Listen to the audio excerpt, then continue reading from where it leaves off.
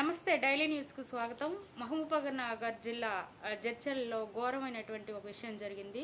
School teacher అతి కిరాతకంగా దారుణంగా ఒక బాలుడిని కొట్టడం వల్ల బాలుడి ఇయర్ డ్రమ్ ఏదైతే ఉందో అది పగిలి చాలా రక్తం కూడా పోయి బాబు చాలా అంటే చాలా బాధపడుతున్నాడు.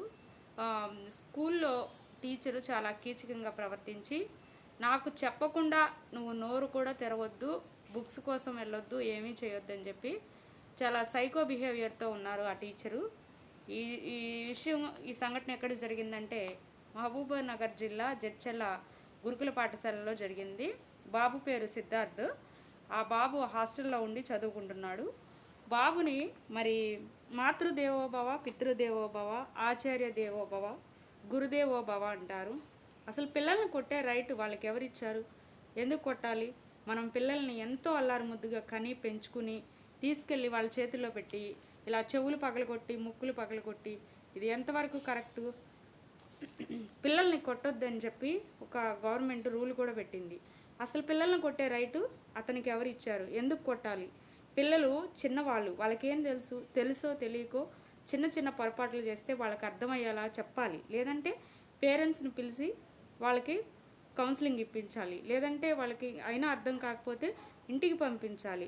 హాస్టల్లో ఉండే పిల్లలు లోన్లీగా ఫీల్ అయ్యి ఈ రోజున కాలేజీల్లో కూడా హాస్టల్స్లో చాలామంది సూసైడ్ చేసుకుంటున్నారు. ఎందుకంటే ఎవరైతే విద్యా అభ్యాసం చేస్తున్నారో వాళ్ళల్లో మానవత్వం లేదు.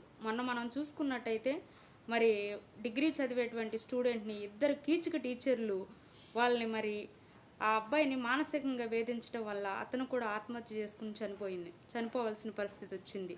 ఈరోజు చూస్తే బాబు ఇయర్ డ్రమ్ ఏదైతే ఉందో అతని చెవి కన్నబేరు పగిలిపోయి రక్తం దారలైనా కానీ ఆ కీచక టీచర్ బాబుని విడిచిపెట్టలేదు.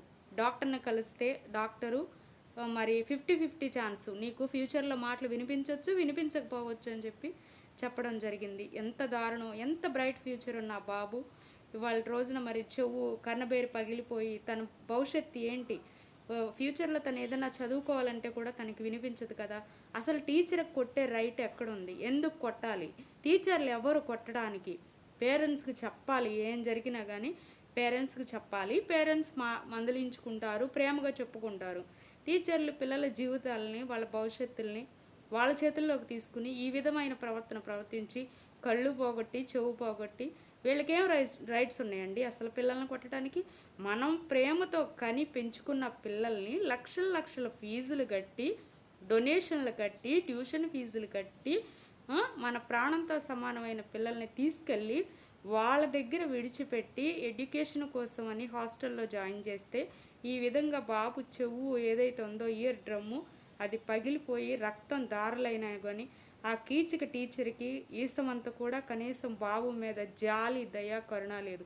ఇలాంటి వాళ్ళని ఇమ్మీడియట్లుగా టీచర్ల నుంచి వీళ్ళని తొలగించాలి. వీళ్ళ మీద కేసు బుక్ చేయాలి. అనవసరంగా పిల్లల మీద చేసుకున్న వాళ్ళని ఊరికే వదిలిపెట్టకూడదు. వీళ్ళకి తగినటువంటి శిక్ష విధించాలి.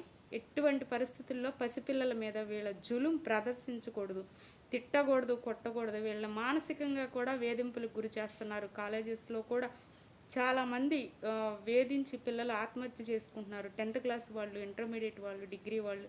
వీళ్ళు అసలు టీచర్లు గురుదేవోభవ అన్న మాటకి అర్థాన్నే మారుస్తున్నారు.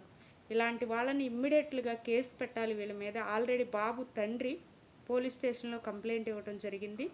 బాబు చెవికి మరి ట్రీట్మెంట్ చేయడం కూడా జరిగింది. డాక్టర్ గారు చెప్పడం ఏంటంటే బాబు చెవు వినిపించవచ్చు, వినిపించకపోవచ్చు, ఏదైనా గ్యారంటీ ఇవ్వలేమని చెప్పారంట. ఇలాంటి దారుణాలు ఎక్కడా కూడా జరగకుండా మరి మన పోలీసు వారు కఠినమైన చర్యలు తీసుకోవాల్సిందిగా కోరుచున్నాను. Thank you watching.